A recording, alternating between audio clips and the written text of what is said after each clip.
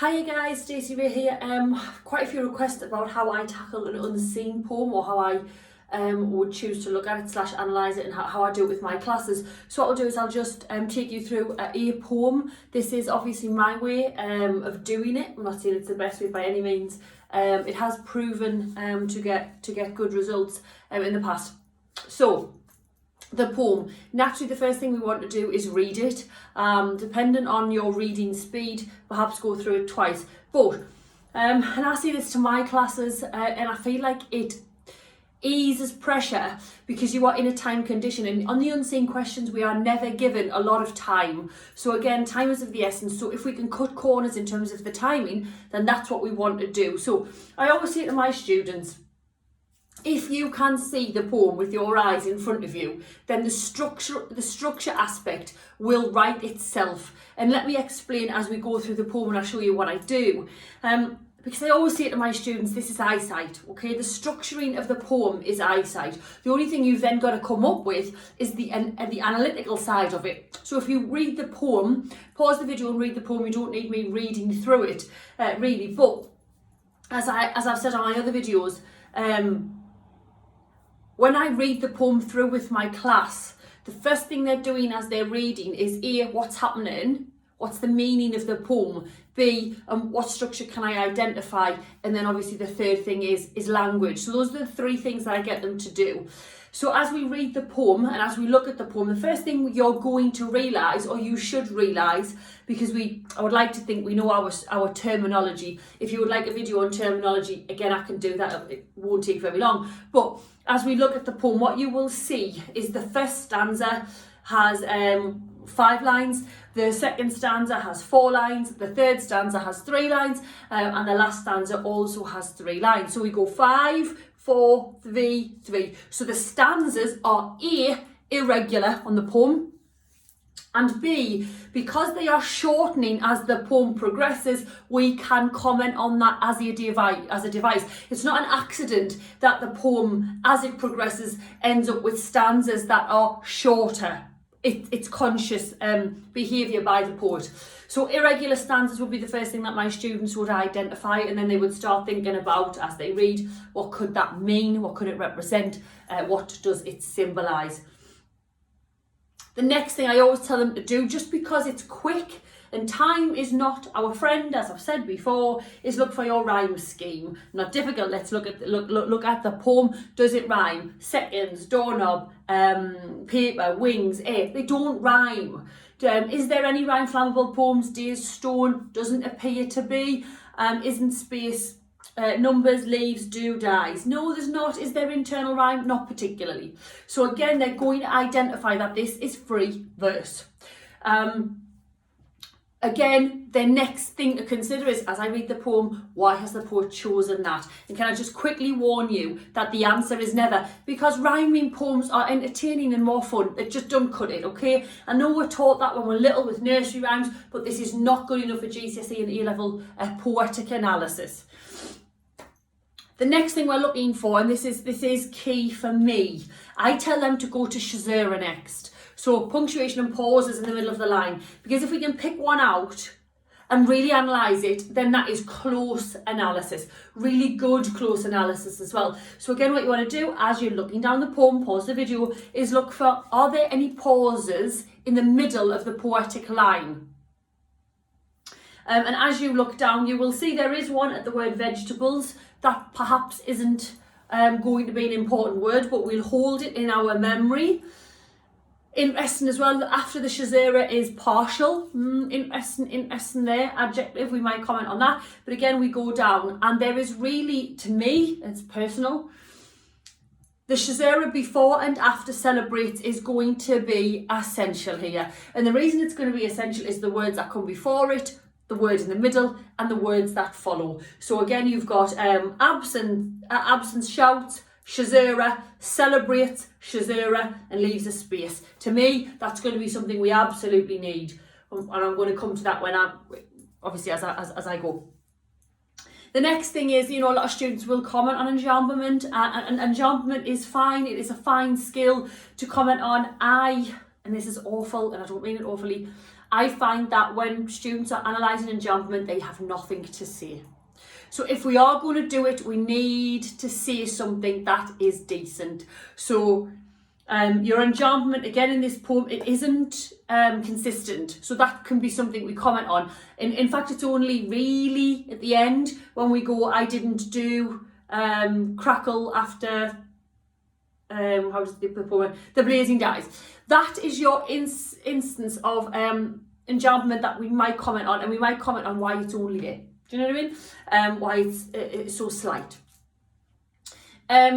Is there any changes in tone? Is there a potential volta within this poem? Again, you want to really look very closely, and potentially there is, but that it's almost like it comes in the juxtaposition of the language being negative and positive, isn't it? Which again we will reference. So, if you imagine being a student in a classroom, you will have read the poem and you will already have the annotations of irregular stanzas that are getting shorter, the free verse, this instance of Caesura, and one instance of enjambment that we might comment on. So actually our essay is starting to take shape, starting to take that good analytical level where we've got the devices, we're going to explain them, and then we move to language. To keep this video though really focused, I'm going to go back for your structure there with reasons, then we'll look at language. So still on structure. So again, how do I tackle an unseen poem? I'll give you one of my cheats. One of my cheats, all right, for enjambment. So where you're annotating enjambment, listen to this, is the word prolong. Because enjambment, obviously the lines run into each other with little pause. So this enjambment at the end of this poem, this run-on line, I always tell my students, put the word prolongs with it.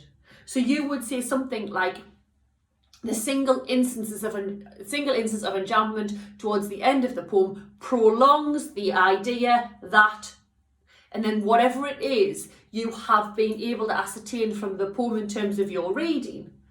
Now, I haven't given you a difficult poem here. There's lots to say. Burning the Old Year is when we get to January the 1st and we look back on the year we've had, what aspects of it have we disliked? Do we want to forget? Do we need to get rid of? Which ones do we cling on to? It's like reminiscing. Okay, there's two things happening here. One is celebratory and one isn't. All right, so again, those conflicting ideas and emotions will set up the type of language that the poet gives us. So back to the prolonging. The enjambment at the end is she's dancing around the fire. Yeah, we've got the word loss. She's in the leaves. The only things I didn't do, crackle after the blazing dies. So in that moment, the prolonging to me, only the things I didn't do is regret. So the enjambment, the single instance of enjambment at the end of this poem prolongs the notion that the speaker feels regret at the thing she didn't do, the thing she hasn't accomplished when she looks back on the year. Okay? So again, device with analysis. We can obviously argue something else as well. Now, again, quick aside, I think in an unseen poetry essay you should have the word alternatively, arguably, could, perhaps, because it's that notion that you accept that there is different and there is alternating interpretations on these poems, because what you think and what I think can be two very different notions. So this prolonging idea for me is a regret. It is, but it's also, if we're going literally in the poem, the fire is dying out, isn't it? We're literally told that the blazing dies. Now, actually, if you go metaphorically, the enjambment then could signify something that the fire represents dying. Fire, guys, in this entire poem is the extended metaphor. So she's dancing around this fire where she's burning things. Metaphorically, fire does loads of things for us. It does passion. It does potential anger, fury, frustration. It does perhaps sexual passion and desire. So fire has quite a lot for you to say. Symbolically as well, I suppose there's some some readers will link fire to suffering and pain. Touch a fire, you're going to hurt yourself. So the prolonging at the end could also be where she regrets what she hasn't done. The alternating interpretation is perhaps the enjambment linked to the dying fire is loss. Yeah, perhaps she has lost a person, a relationship. Perhaps some pain that she felt has actually started to be alleviated and she doesn't feel it anymore, and that's why she's now dancing, like letting go. Okay. So there's two interpretations on your enjambment. I hope this is helping. As always, please let me know what you need and things like that. You can get in touch with me at Stacey Way.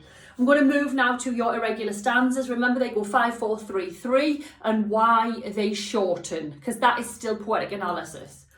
The irregular stanzas, again, guys, in terms of interpretation, and we're looking back on a year, then your irregular stanzas are naturally going to symbolise a hybrid of different events that we experience within a year, good and bad, emotions that we experience within a year, again, good and bad. We are human beings, okay? Life, sorry to use a horrendous simile, it's like a roller coaster, isn't it?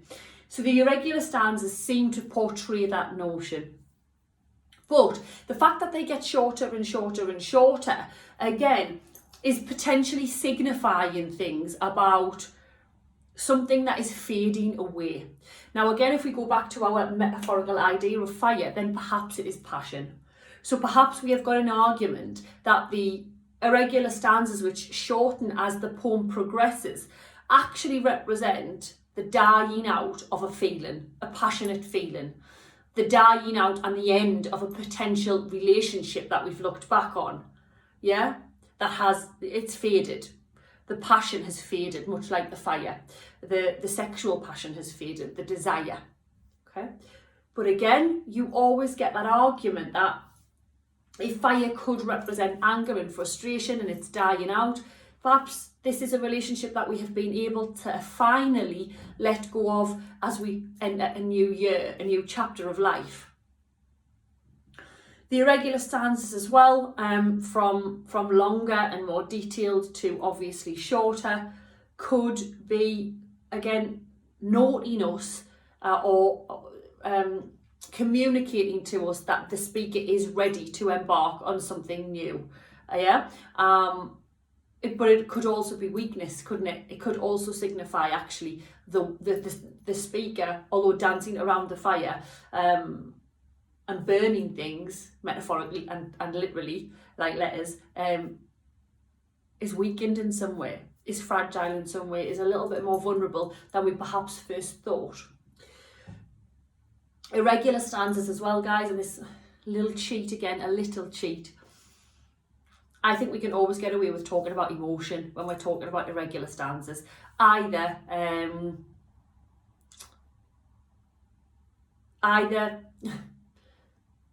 a change in emotion, juxtaposing emotions, conflicting emotions, yeah, okay, and again, that is just human life, isn't it? We will all experience a myriad of different emotions as we go through life. If we move to the free verse, yeah, so the free verse, so the poem isn't rhyming, and lots of students are going to write, it's dead serious, it's not funny, and that isn't analysis. We don't see what it isn't. Nobody's talking about anything being funny at this particular moment in this poem. So your free verse, again,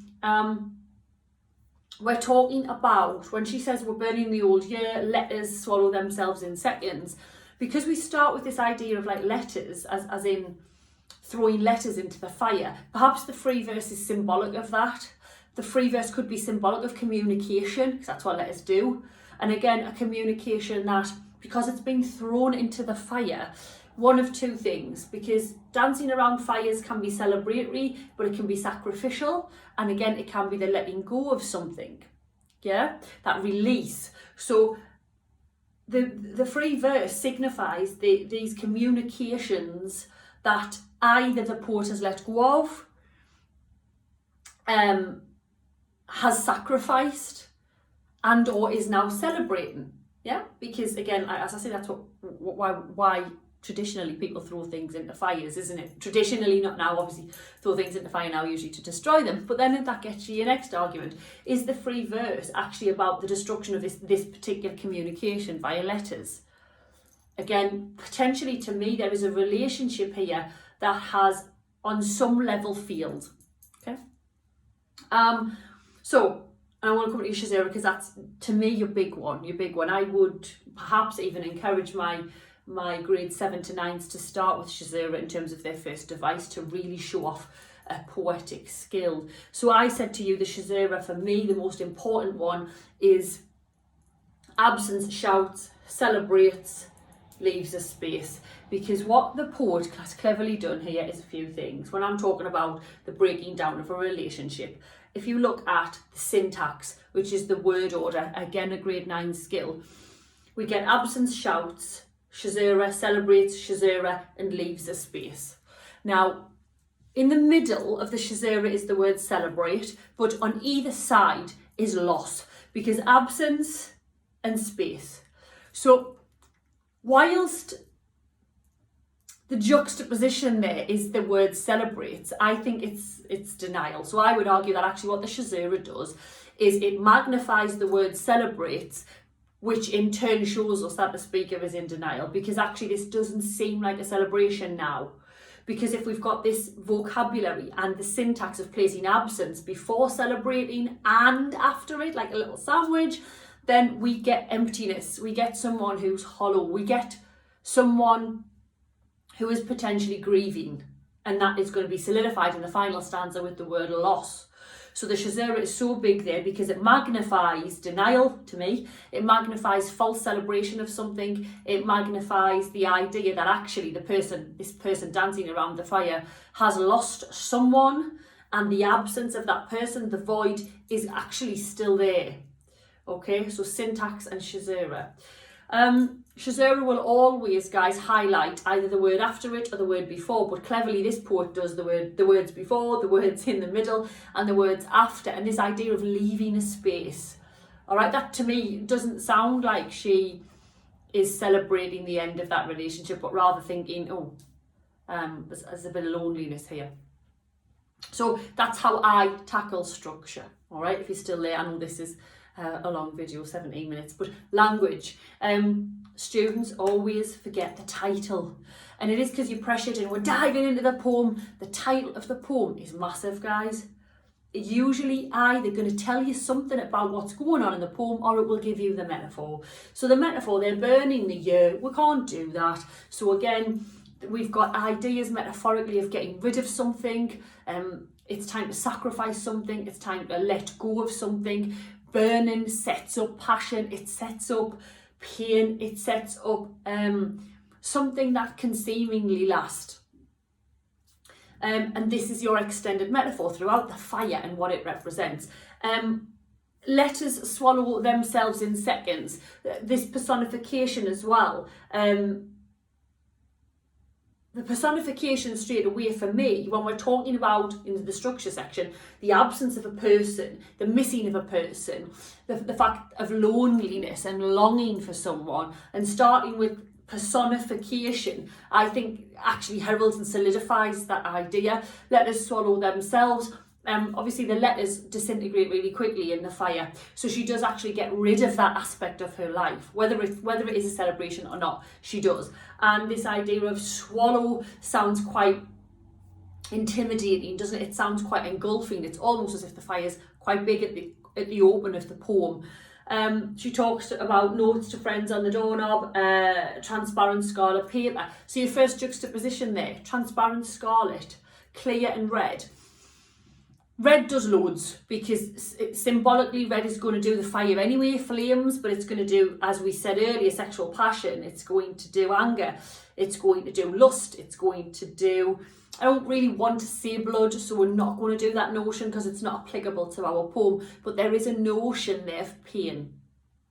And if, again, this person who's flinging letters into the fire that are see-through and then red, again, I think that there's some vulnerability in that.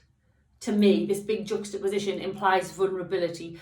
And then she gives us this wonderful simile of like moth wings marry the heir. Another piece of personification, but now interestingly we've got the word marry. So I do think there's a fantastic argument about loss of relationships, loss of a love, somebody that we have been romantically linked to or entangled with. And then this beautiful image of the moth. A moth is attracted to a flame, as we well know, so we've got attraction is linked there. Moths, they have many connotations to moths, but it tends to be something that we are repulsed at. So again, this seeming idea of a relationship that's passed, perhaps they were supposed to get married but didn't, I don't know, because we've got that word, and then this repellent idea of a moth. It's all interesting there in terms of what we can say about a previous relationship. I suppose moths as well, perhaps because they're attracted to flames, perhaps the subconscious or subtle reading there is actually still attracted to this person on some level. She says that so much of the air is flammable. That extends the metaphor. Now, so much of the air is flammable is giving you fragility, weakness. So much of the air is easy to destroy, basically, is what we're told there. And that is an interesting idea for the reader, because then I suppose to some extent we reflect on our own year and what we've experienced and what we would want to forget and what was a waste of our time and what actually we perhaps could have changed. The vegetable thing I wouldn't comment on. Partial, I do find is a really interesting adjective. I'm not going to analyse it here because I could go on a while, but it's an interesting adjective is that one. Then she gives us colour again in the orange swirling flame of days as so little is a stone. So we've got this big fire burning, she's getting rid of all of the stuff we've discussed. Then she talks about actually aspects of the year that are a little stone. So interesting little stone for me, because it implies there's parts of the year that are perhaps not as important as others, yet we will carry them around like stones. Whereas the fire's going to burn things and we're going to get rid of things, the stone almost seems to be something that we'll take with us. Almost like a little gem. I know a stone isn't a gem, but you get what I mean, something that we can carry around with us, something that we might want to hold on to. I suppose the opposing notion of that is like almost lack of feeling with stone, isn't it? And if we go all the way back to the links to Medusa. Absence, I've noted, so you could do a semantic field of loss, because we do actually get, of grief, sorry, semantic field of grief, because we get loss, we get absence, and we get space. So I do think that there is some element of grieving somebody here, the loss of somebody. And then we come to the end, because I have gone on for 20 odd minutes. The quick dance, a shuffle of loss and leaves. So look again at your juxtaposition. Quick dance, Caesura, and then she talks about the shuffle of losses. The shuffle of losses in the leaves. It's a tricky one, that one for me, because it's almost like, you know, when you kick leaves around as if they're insignificant, and she's applying loss to that. And it's plural, so actually now what we're doing as we think about the year that's prior is think about everything on everyone that was lost. That's quite heavy. And the dancing around, again, there's a juxtaposition in that. And there is an argument that some relationships that end and fizzle out, we should celebrate, yeah? Obviously the opposite of that is that we can lose valuable people, can't we? Only the things I didn't do, crackle after the blazing dies. I did mention that, regret. We can talk about that with crackle. And then what's really interesting, guys, is this almost cyclical, and I think we can argue it, cyclical notion of burning, the old year is the start, and dies is the end. So because we end with dies, are we talking literal, physical, someone's died? Are we talking metaphorical death? We are talking the metaphorical death of the year previous, because now we're going to move on. But again, in there, loss. To me, this poem, and other people are going to argue different, but to me, this poem is about grief and the attempt to move on. And this idea that something lasts after the blazing dies implies that whatever this woman has burned, lost, celebrated, sacrificed, still has a huge impact on her life. So that's how I tackle an unseen poem, guys. I get my students to read it, note down the structure with reasons. I'll give you a couple of my cheats. Go back through for language. Again, we haven't got years and years of time, so get 4 really good language devices that you can analyse in depth. But for a grade 7 to 9, you want really close analysis. Okay guys, if you want anything from me, go to my website www.staceyray.co.uk. Other than that, catch me on Instagram @StaceyRay. Massive good luck in your studies.